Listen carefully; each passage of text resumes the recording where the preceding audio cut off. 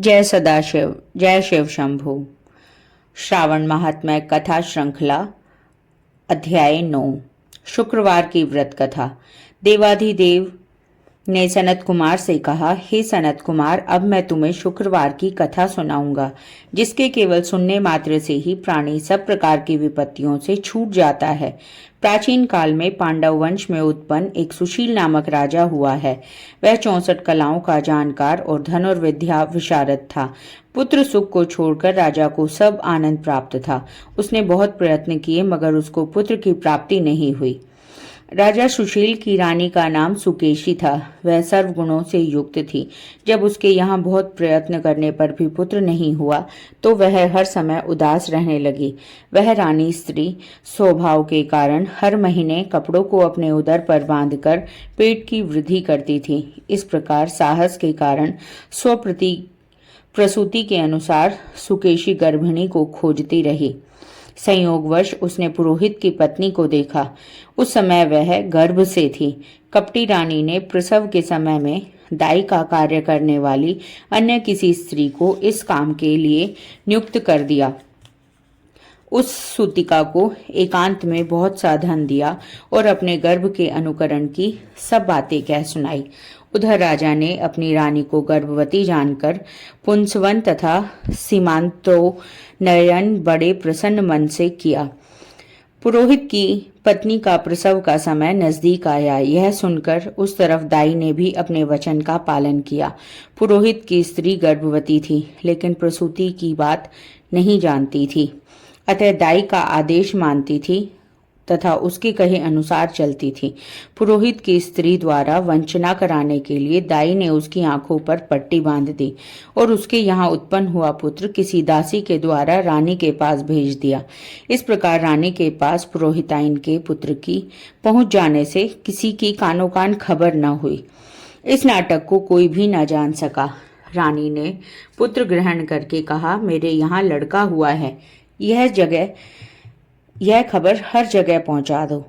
उधर दाई ने पुरोहिताइन की आंखों पर पट्टी खोल दी। वह अपने साथ मांस की एक पिंडी लाई थी। उसने वह पुरोहिताइन को दिखाई और दुख प्रकट करते हुए दाई ने उससे कहा, यह अनिष्ट हुआ है, अपने पति से कहकर इसकी शांति करवाना। पुत्र नहीं हुआ तो ना सही, किंतु तुम्हारे प्राण तो बच गए हैं ना। पुरोहितानी को प्रसव के विषय में चिंता हुई। क्या इसने कपट किया है? वह संदिग्धावस्था में थी। ईश्वर ने सनत कुमार जी से कहा, राजा ने जब पुत्र उत्पन्न होने की खबर के बारे में सुना तो जात कर्म आदि करके ब्राह्मणों को गज, अश्व, रथ आदि दान में दिए। जो बंदी खाने में बंद थे, सबको छोड़ दिया। सूतिकांत में नामकरण आदि संस्कार किए। राजा ने राजकुमार का नाम प्रियव्रत रखा। श्रावण मास आने पर पुरोहित पत्नी ने शुक्रवार के दिन भक्ति द्वारा जीवंतिका का अर्चन किया। दीवार पर जीवंतिका की मूर्ति अंकित करके पुष्पमाला से अर्चन कर 5 दीपक जलाए। गेहूं के आटे को शुद्ध घी में पकाकर भोजन करती। भोजन के पश्चात कहती, हे कृपानिधि, जहां पर भी मेरा पुत्र हो उसे सुरक्षित रखना। यूं प्रार्थना करने के पश्चात वह कथा सुनती और यथाविधि नमस्कार करती। जीवंतिका के प्रसाद से वह बालक चांद की तरह बढ़ने लगा और पुरोहितानी की भक्ति से प्रसन्न होकर जीवंतिका उसकी रात दिन रक्षा करने लगी। कुछ काल बीतने पर राजा मर गया। पितृभक्त पुत्र ने पिता की पारलौकिक क्रिया की। फिर मंत्रिमंडल ने उसको राज सिंहासन पर बिठा दिया। उसने कुछ काल तक राज्य की भली भांति देखरेख की। उसके बाद राज्य का भार वृद्ध मंत्री को सौंपकर आप पितृ ऋण से मुक्ति प्राप्त करने के लिए गया को रवाना हो गया। उसने यह यात्रा राजकीय वेश को त्याग कर कार्तिक वेश में की। मार्ग में एक गृहस्थ के यहाँ ठहरा। उस गृहस्थ के यहाँ पुत्र हुआ था। इससे पहले उस गृहस्थी के यहाँ जो 5 पुत्र हुए थे, उनको क्रमशः षष्ठी देवी ने मार डाला था। लेकिन इस लड़के के पैदा होने के 5 दिन बाद राजा उस गृहस्थ के मकान में सो रहा था कि रात को षष्ठी देवी उस बालक को मारने के लिए आई। इस पर षष्ठी देवी को जीवंतिका ने कहा, हे षष्ठी देवी, इस राजा को लांघ कर मत जाना। इस प्रकार जीवंतिका के मना करने पर भी जब षष्ठी देवी नहीं मानी और आगे बढ़ी, तो उसके किए से कुछ न कर सका और वह खाली हाथ वापस लौट गई। गृहस्थ ने जब अपने लड़के को जीवित देखा तो राजा को उसने लड़के का जीवन दाता जानकर राजा से प्रार्थना की, हे राजन, आप आज का दिन मेरे मकान में ही ठहरें, क्योंकि आपकी कृपा से मेरा यह छठवां पुत्र जीवित बचा है। उस गृहस्थ की ऐसी प्रार्थना सुनकर राजा एक दिन के लिए वहां रुक गया। इसके बाद वह गया पहुंचा और पिंडदान देने लगा। वहां विष्णुपद पर पिंडदान देते हुए उसे आश्चर्य हुआ। उसने देखा कि पिंड को ग्रहण करने के लिए 2 हाथ बाहर निकले हैं। यह कौतुक देखकर राजा चकित रह गया। ब्राह्मण से राजा ने विष्णुपद को ही पिंडदान दिया। ब्राह्मण आज्ञा से राजा ने विष्णुपद को ही पिंडदान दिया और एक विद्वान ब्राह्मण से पूछा कि यह सब मामला क्या है। उस ब्राह्मण ने कहा, राजन, यह दोनों हाथ तुम्हारे पिता के हैं। घर जाकर अपनी माता से पूछना कि ऐसा क्यों कर हुआ है। यह सब क्या है, यह तुम्हारी माता ही बताएंगी। राजा उदास तथा दुखित होकर अपने मन में अनेक तरह के विचार करने लगा। लौटते समय राजा फिर उस गृहस्थी के यहाँ ठहरा जहाँ की है यात्रा को जाते समय ठहरा था। उस गृहस्थ के यहाँ अब दूसरा लड़का हुआ था, जिसको पैदा हुए आज 7वां दिन था। इस दूसरे लड़के को ग्रहण करने के लिए रात को षष्ठी देवी वहां आई। षष्ठी देवी को जीवंतिका ने दोबारा मना किया। षष्ठी देवी ने जीवंतिका से पूछा, हे जीवंतिके, आपको इन लड़कों को बचाने की क्या आवश्यकता है और इनकी माँ कौन सा व्रत करती हैं जिसके कि आप रात दिन इनकी रक्षा करती हैं। षष्ठी देवी की बात सुनकर जीवंतिका ने मुस्कुराकर कहा, राजा भी दोनों की बातें सुनने के लिए जाग रहा था और नींद का बहाना करके आंखें मूंद कर पड़ा हुआ था। जीवंतिका ने कहा, हे षष्ठी देवी, इसकी माँ श्रावण के महीने में शुक्रवार के दिन पूजन और व्रत नियमानुसार करती है। वह नियम क्या है और कैसा है मैं आपको सब बतलाती हूँ।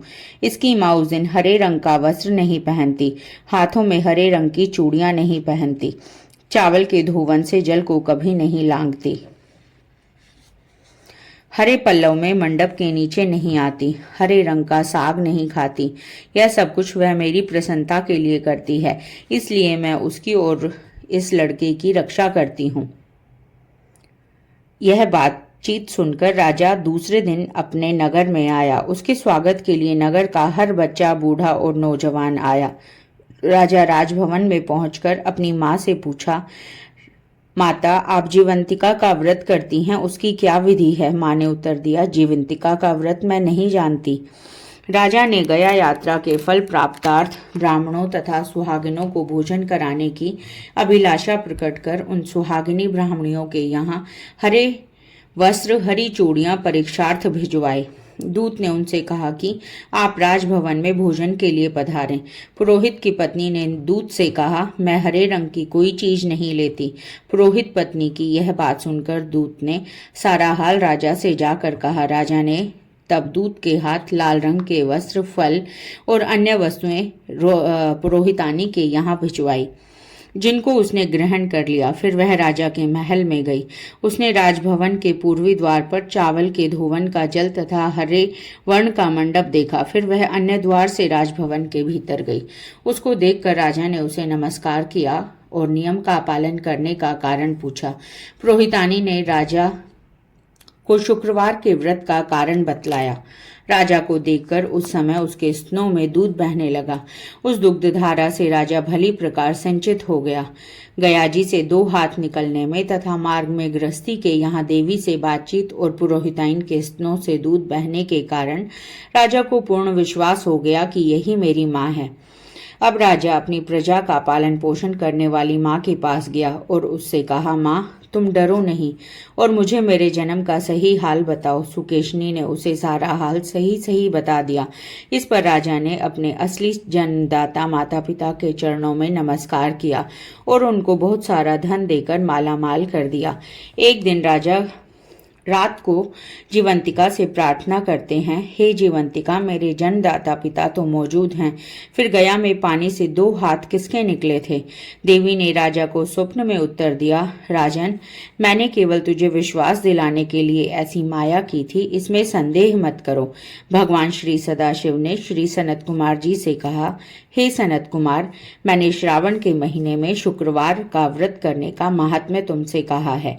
इस व्रत के करने से मनुष्य मनुष्य की सभी इच्छाएं पूर्ण हो जाती हैं। जय सदाशिव। धन्यवाद।